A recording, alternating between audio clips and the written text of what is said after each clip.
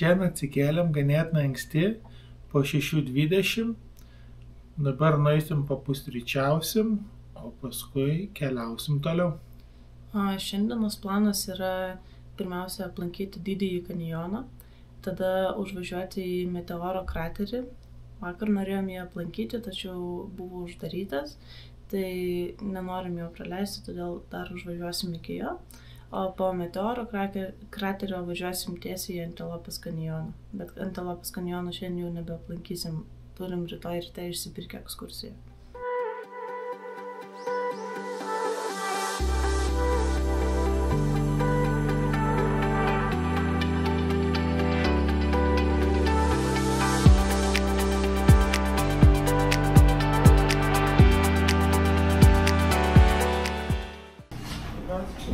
Čia vafliai kepasi su tešla. Išsikepėm blinelių, paragausim amerikietiškų, su klevu sirupu. O šiaip valgyti nieko nėra praktiškai, kaip visada.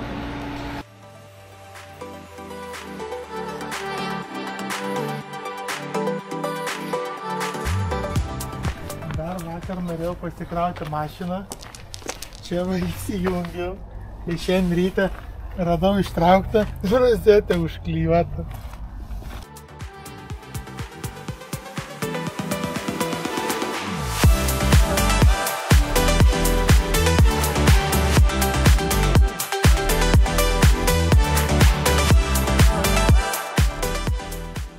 Dabar artėjame prie Didžiojo kanjono.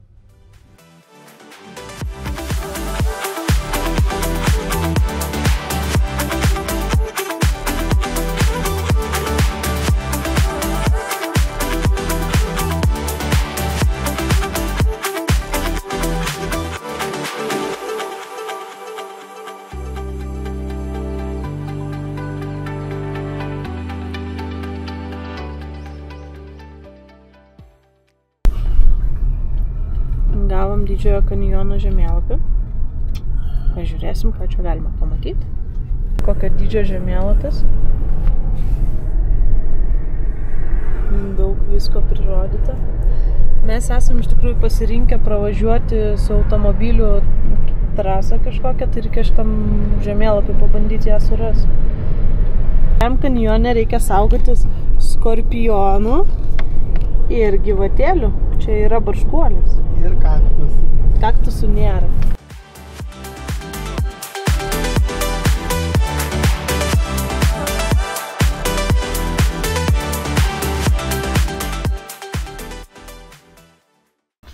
Einam dabar iki pirmos apžvalgos vietos.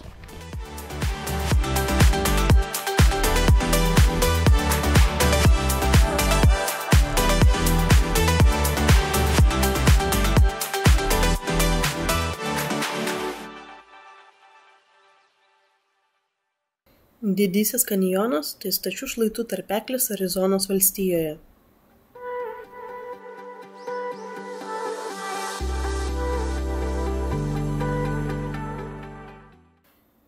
Tarpeklį išgraužė Kolorado upė bei jos intakai per daugiau kaip 6 milijonus metų.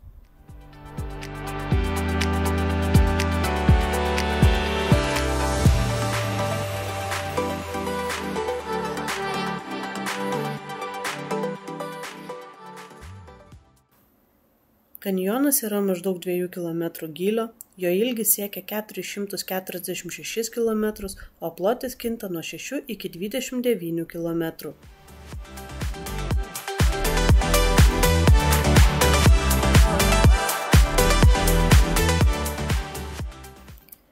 Kanjono lankytinas vietas galima pasiekti ne tik automobiliu. Jame kursuoja autobusas, taip pat įrengti pėsčiųjų takai, kuriais vaikštant galima grožėtis atsiveriančiais kanjono vaizdais.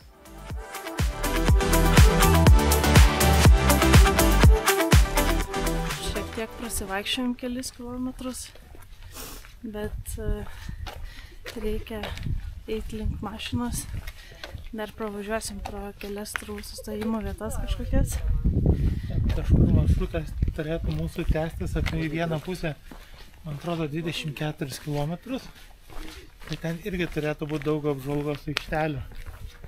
Nes čia, kad ir gražu, kad ir daug eini, bet vaizdas kardinaliai nepasikeičia.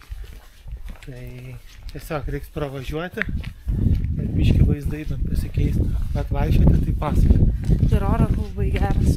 Automobiliai rodė, kad 8 laipsniai ir 10 laipsnių paskutiniu metu rodė. Bet labai gaivu eiti ir visai net nešalta.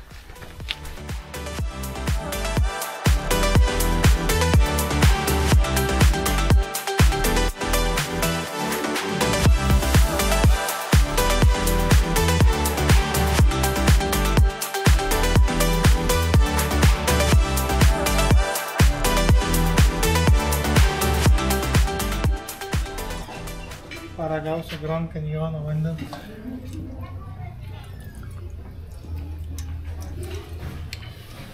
Nelabai skanu. Čia yra standas apie populiariausią Bright Angel Trail. Ir čia yra jame 5 stotelės. Ir yra parašyta, kiek kiekviena užtruktų ir jų sudėtingumas. Tai pati sudėtingiausia yra su nakvynė prie Kolorado upės ir čia jau reikia leidimų. O visos kitos, pavyzdžiui, ta ilgiausia, kur be nakvynės, apie 12 valandų aukštyn ir žemyn. O čia yra esantis takai, į kuriuos galima nueiti nuo lankytojų centro. Tai mes įveikėm 2 iš šitų. Buvo šitas ir geologijos muziejus.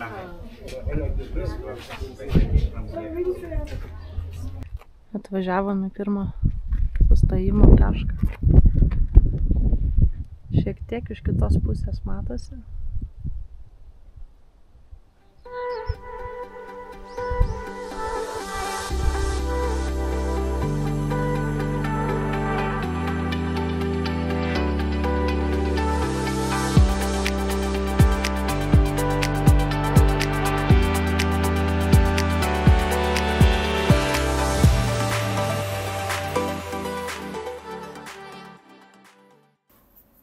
Keliaudami automobiliu sustojome dar ne vienoje apžvalgos aikštelėje. Tolstant nuo pradinio taško keitėsi ir kanjono vaizdai.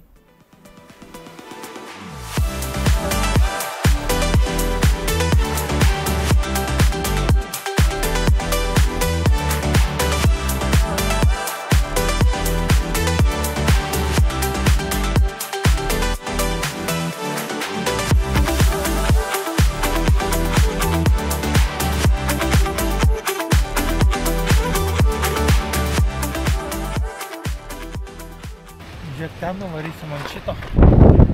Aha.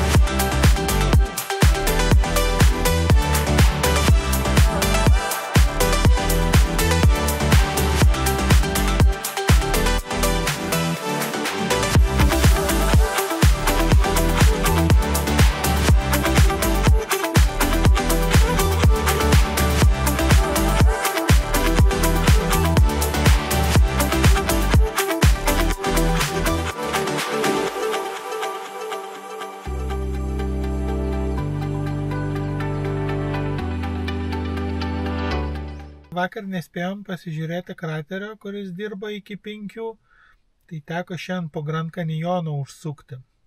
Tai eisim dabar pasižiūrėti, ar čia verta buvo tiek važiuoti.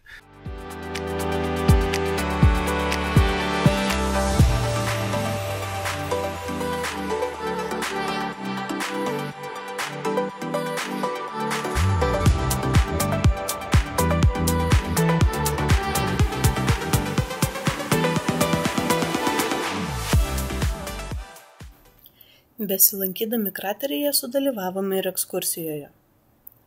Gidas pasakojo, jog tai yra vienintelis krateris pasaulyje, kurio impaktinio atsiradimo priežastis yra įrodyta.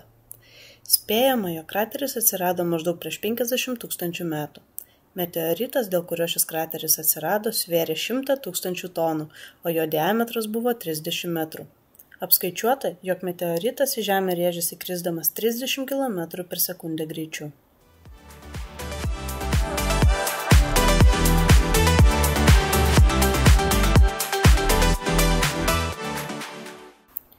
Mėnulyje gausu panašių kraterių, todėl šiame krateryje treniravosi ir astronautai Apollo misijoms.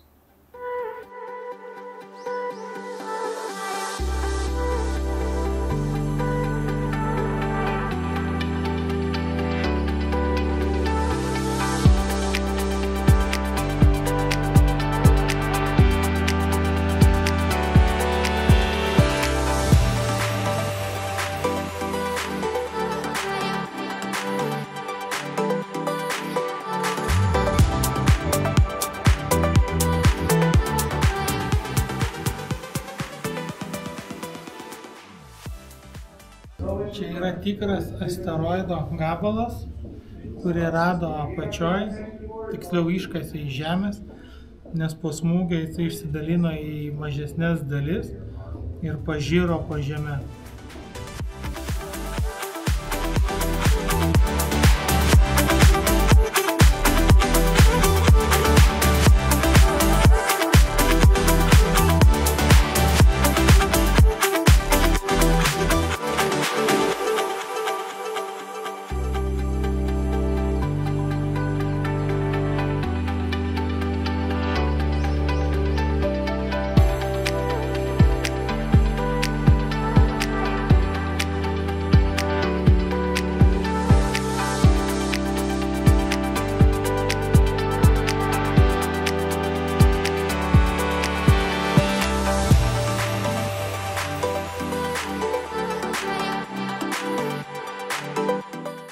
Vėl esam bufete.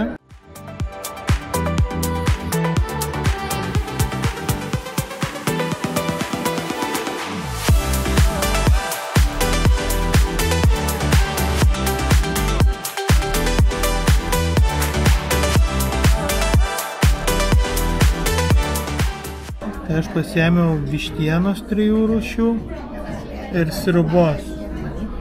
O jūs tą pasiėmė ką? Spring rollsus, daržovių ir ryžių su kiaušiniais.